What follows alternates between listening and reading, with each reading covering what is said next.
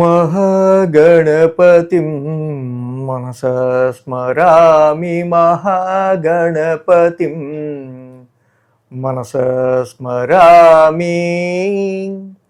TR creations family అందరికీ నా హృదయపూర్వక ధన్యవాదాలు.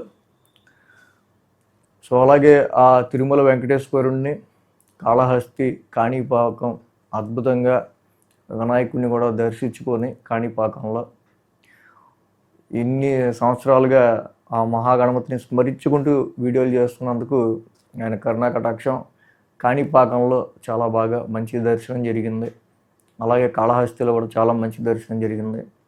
తిరుపతిలో కూడా మన తిరుమల శ్రీ వెంకటేశ్వర స్వామి విష్ణు దర్శనం ఈ అధిక మాసంలో చాలా బాగా జరిగింది. అది నిజంగా వాళ్ళ యొక్క ఆశీస్సులు అంత బాగా ఉన్నాయని నాకు అర్థమైంది. అంటే అంత బాగా దర్శనం జరగడం ద్వారా. అలాగే ఈ వారం మనం ద్వాదశ రాశుల వారికి సంబంధించి రాశి ఫలాలు ఏ విధంగా ఉండబోతున్నాయి ఏంటనేది చూద్దాం. జూన్ 14 నుంచి 20వ తారీఖు వరకు కూడా మెయిన్గా మనం చూస్తే కనుక ఇక్కడ మనకి రవి యొక్క స్థాన మార్పు మేజర్ కనిపిస్తుంది. రవి మిథునంలోకి మారుతున్నారు. అలాగే శని మీన రాశిలో, కుజుడు మేష రాశిలో, రవి బుధులు మిథునంలోను, గురుడు ఉచ్చస్థితిలో కర్కాటకంలో, శుక్రుడు కూడా కర్కాటక రాశిలో, కేతు సింహరాశిలో, కుంభరాశిలో, రాహువు సంచారంలో ఉంటున్నారు. చంద్రుని యొక్క గమనం కూడా మనం చూస్తే కనుక వృషభం, మిథునం, కర్కాటకం, సింహం మీదుగా 4 రాశుల మీదుగా చంద్రుని యొక్క గమనం కూడా ఉంది.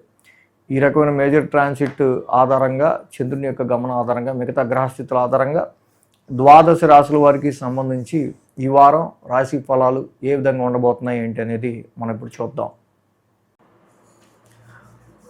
మేషరాశి వారి ఫలితాలు చూద్దాం. మేషరాశి వారికి వారం మనం చూసినట్టయితే కనుక ఈ రాశికి యోగిస్తున్న గ్రహాలు తృతీయంలో రవి, ఈ వారం నుంచి అర్ధాష్టమంలో శుక్రుడు, లాభంలో రాహువు. 3 గ్రహాల యొక్క అనుకూలత చాలా బాగుంది.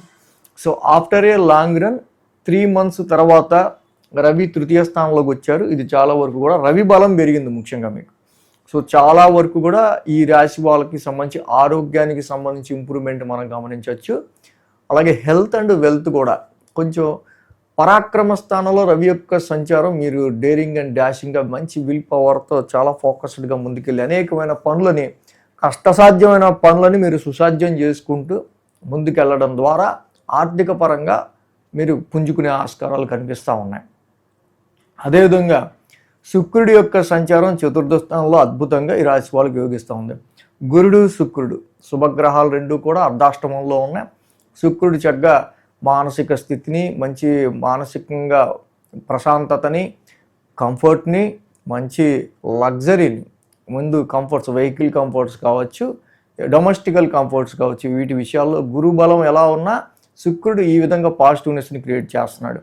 ఎప్పటి నుంచో చెప్తూ ఉన్న రాహువుని మాత్రం మనం మర్చిపోకూడదు. ఎందుకంటే ఏలినాటి శని నడుస్తున్న వేళ, సంవత్సర కాలం భయపడి ఇక్కడ ఏలినాటి శని నడుస్తున్నా స్టార్ట్ అయినా అద్భుతంగా రాహువు మాత్రం ఆ యొక్క పరిస్థితి యొక్క ఎఫెక్ట్ని మీకు తెలియకుండా నడిపేస్తున్నాడు. రాహు 2, 3, 4, 5 స్థానాల మీదుగా చంద్రుని యొక్క సంచారం ఉంది ఈ రాశి వాళ్ళకి. సో కాబట్టి సోమ, మంగళ 2 రోజులు కూడా ఈ రాశి వాళ్ళకి అనుకూలంగా ఉంది. ఎప్పుడైతే సోమ, మంగళ ఈ 2 రోజులు ఈ రాశి వాళ్ళకి అనుకూలంగా ఉందో కొంచెం చక్కగా చంద్రబలం అనుకూలంగా ఉంది.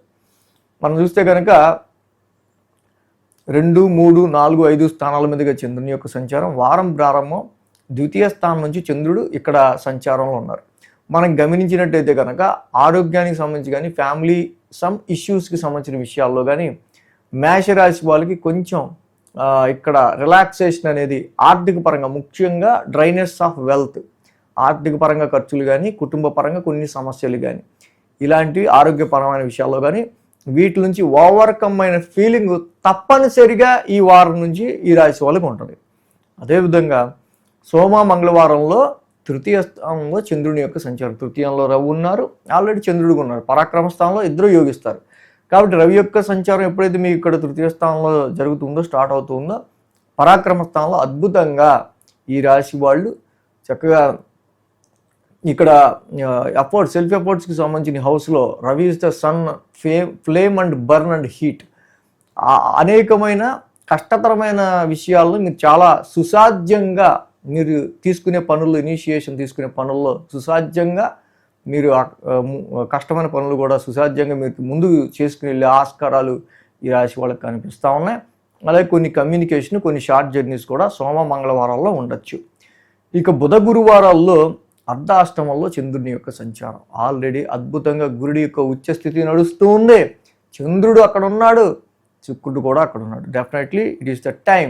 హోటల్స్ కావచ్చు, సమ్ డొమెస్టికల్ కంఫర్ట్స్ సంబంధించి కావచ్చు, ఫిక్స్డ్ అసెట్స్కి సంబంధించిన విషయాల్లో కావచ్చు, వాహనాలకు సంబంధించిన విషయాల్లో కావచ్చు, కొన్ని ఆలోచనలు గృహపరమైన విషయాలకి సంబంధించి మీకు బుధ గురువారాలలో కలిగే ఆస్కారాలు మనకు కనిపిస్తూ ఉన్నాయి. వారాంతానికి చూస్తే కనుక పంచమ స్థానంలో చంద్రుని యొక్క సంచారం. పంచమంలో చంద్రుడు ఆల్రెడీ అక్కడ కేతు ఉన్నారు. పంచమంలో కేతు ఉన్నాడు. మొన్నటి దాకా కూడా రవి కూడా మంచి ప్లేస్లో ట్రాన్సిట్లో లేరు. దానివల్ల ఇన్వెస్ట్మెంట్స్ పరంగా, సంతాన పరంగా చాలా కొన్ని ఒడిదొడుకులు రావచ్చు. బట్ ఇప్పుడు కొంత బెటర్మెంట్ అనేది ఉండే ఆస్కారాలనే. బట్ ఇన్వెస్ట్మెంట్స్ విషయంలో ఎప్పుడూ కూడా ఫికిల్ మైండెడ్గా, హెడ్లెస్గా మాత్రం నిర్ణయాలు తీసుకోకుండా ఉండటమే మంచిది. ఇది మాత్రం గుర్తుపెట్టుకోవాలి. ఈ రాశికి పంచమ కేతు యొక్క దోషం కనిపిస్తూ ఉంది.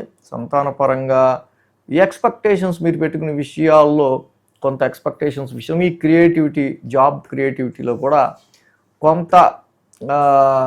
కొంత సమ్ డిసాటిస్ఫాక్షన్స్ లాంటివి కనిపిస్తూ ఉంటాయి. డెఫినెట్గా పలాస పుష్ప శంకాసం, కేతు నవగ్రహ శాంతి మంత్రం డైలీ చదువుకోవటం, మంగళవారం పూట కేతువుకి చక్కగా జంటనాగులో ఉన్న చోట పాలాభిషేకం చేయడం చాలా మంచిది. ఏలినాటి శని, పైగా శని 1000 స్థాన సంచారంలో ఉన్నారు. శని 1000 స్థాన సంచారంలో ఎప్పుడైతే ఉన్నారో సో కొంతవరకు మరి కొంత స్థిరత్వానికి సంబంధించిన విషయాల్లో ఇక్కడ మీకు కొంచెం ఒక రకమైన ఎమోషన్ అనేది స్టార్ట్ అయ్యే ఆస్కారాలు ఉన్నాయి. కాబట్టి శనికి కూడా కంపల్సరీ ప్రతి శనివారం తైలాభిషేకం చేసుకుంటూ వెళ్ళటం అనేది మంచిది. జాబ్లో వచ్చే స్ట్రెయిన్ని కొంచెం మీరు బ్యాలెన్స్ చేసుకుంటూ ముందుకు వెళ్ళాల్సిన అవసరం ఉంది. కాబట్టి శనికి తైలాభిషేకం చేసుకోండి. కేతువుకి కూడా పంచమంలో ఉన్న కేతువుకి నేను చెప్పిన రెమెడీస్ చేసుకుంటే ఈ వారం మేషరాశి వారికి ఇంకా పాజిటివ్ రిజల్ట్స్ ఉంటాయి. ఈ వీడియో కనుక మీకు నచ్చినట్లయితే లైక్ చేయండి, షేర్ చేయండి. మరిన్ని అప్డేట్స్ కోసం సబ్స్క్రైబ్ చేయడం మాత్రం మర్చిపోకండి.